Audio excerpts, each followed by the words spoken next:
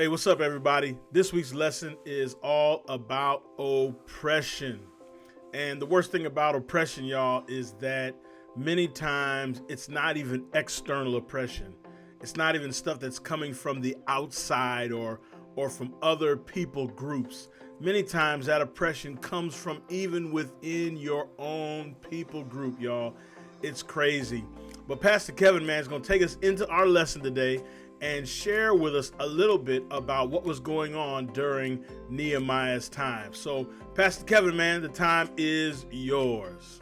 If you have watched the news lately, you would have seen a lot of protests take place around the world, particularly here in the United States. A protest is a posture of disagreement against the status quo. No matter what the protest is about, they happen because people are angry about something. When things are not right, when some people are unfairly treated while others are not, when change needs to take place and all other ways have been exhausted, people who are angry about the same things begin to organize themselves together and formulate a plan to get the attention of people in power. This is exactly what happens in the story found in the book of Nehemiah chapter 5. After the exile, the wealthy Israelites had begun to oppress the poorer Jews by charging interest and forcing them to sell their children to repay their debts. They took advantage of them. After years of being silent, these people organized themselves and protested the needs for change. They got the attention of Nehemiah, the leader of the Israelites. When he heard their concerns, Nehemiah became angry and confronted the wealthier Jews. He reminded them that everything they owned is but a gift from God, which meant that they had a responsibility to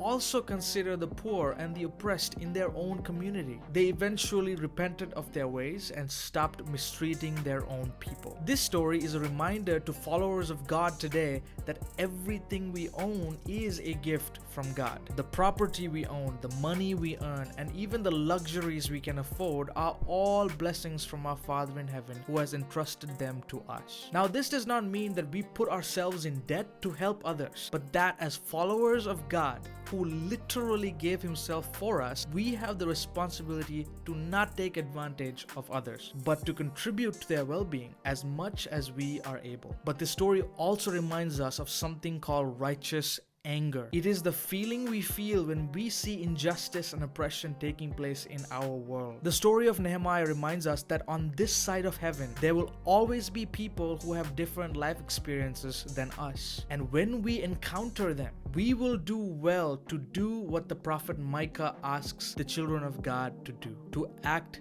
justly, to love mercy, and to walk humbly with your God.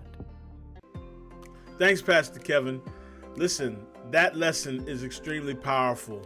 So many times, man, we are oppressed from within.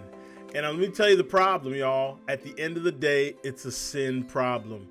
Many times we're oppressed from without, but unfortunately we get oppressed from within as well. And so I hope you guys take this lesson to heart, that it's our responsibility to not just make sure that we are successful, but that we make sure that we put things in place, that we are taking care of our poor and our less fortunate. That's part of being part of God's kingdom. All right, listen, man, it's Pastor Jay. This has been the OUC Addict YouTube discussion starters. Later, y'all. Peace.